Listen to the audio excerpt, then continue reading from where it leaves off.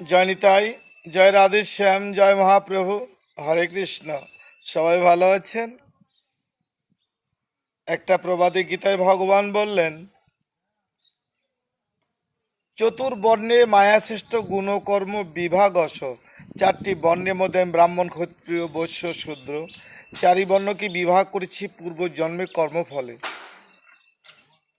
গুণ ও কর্ম, পূর্বের জন্মে যে গুণ বা কর্মফলগুলো ছিল, ঠিক সেই বিচারগুলো করে বিভাগ অনুসারে আমি তাহার মাতৃগর্ভে পাঠিয়ে দিয়েছি নিজ অংশপরি থেকে। আমি ব্রাহ্মণকে বর্ণশ্রেষ্ঠ করে মস্তক থেকে তাদেরকে সৃষ্টি করি আমি বেদ বেদান্তে শাস্ত্রে পাঠিয়েছি। ব্রাহ্মণের কর্ম করতে গিয়ে যদি ভুল হয়ে যায়, সেই ভুলের বিচারগুলো সে গ্রহণ করবে, অন্য কেহ নয়। কিন্তু এই আলোচনাগুলো বারবার আসে, আমি জানি না, তবে হ্যাঁ, এটা সত্য। বনে যত উঁচু গাছ থাকবে, লম্বা গাছ থাকবে, সে ঝড়ি বা বাতাসটুকু ওই বড় গাছে লাগে। তাই ব্রাহ্মণকে নিয়ে বারবার সমালোচনা করা হয়। ব্রাহ্মণ কি করলো, ব্রাহ্মণ কি খেলো, ব্রাহ্মণ কি করবে, ব্রাহ্মণদের আচরণ কি, ব্রাহ্মণ কি বলল, ব্রাহ্মণ কি পড়লো, ব্রাহ্মণ কোথায় থাকে, কোথায় বসে।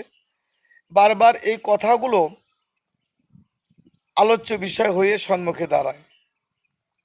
আমি আবারও বলছি সকল ব্রাহ্মণগণকে, সবাই একটু আচরণটা পরিবর্তন করবার জন্য। সাধারণ শূদ্র বৈশ্যের কাছে, ক্ষত্রিয়ের কাছে ব্রাহ্মণদের কার্যকলাপগুলো একটু আলাদা হবে। আর যোজন যাজন বেদ অধ্যয়ন দান প্রতিগ্রহণ সৎকর্ম সানেত্যং তৎসাদ ব্রাহ্মণের লক্ষণ। এই যে নবগুণের ব্রাহ্মণ যে গুণগুলো আছে,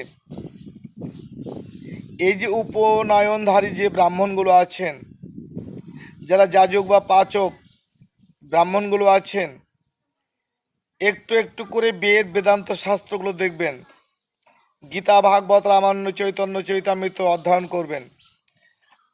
যদিও বা না পারেন, বাংলায় গীতা পড়বার জন্য আমি বিশেষভাবে সবাইকে অনুরোধ করছি। কেননা ভগবান বলেছেন, গীতায় সুমধুর বাণীগুলো বদনে উচ্চারণ করলে, কর্ণে শ্রবণ করলে, নয়নে দৃষ্টি করলে, নাসিকায় সেই কথার যে সুঘ্রাণগুলো নাসিকায় আস্বাদন করলে দেহের মধ্য থেকে সকল কুলসিত জিনিসগুলো বহির্গত হয়ে যায়। হরে কৃষ্ণ।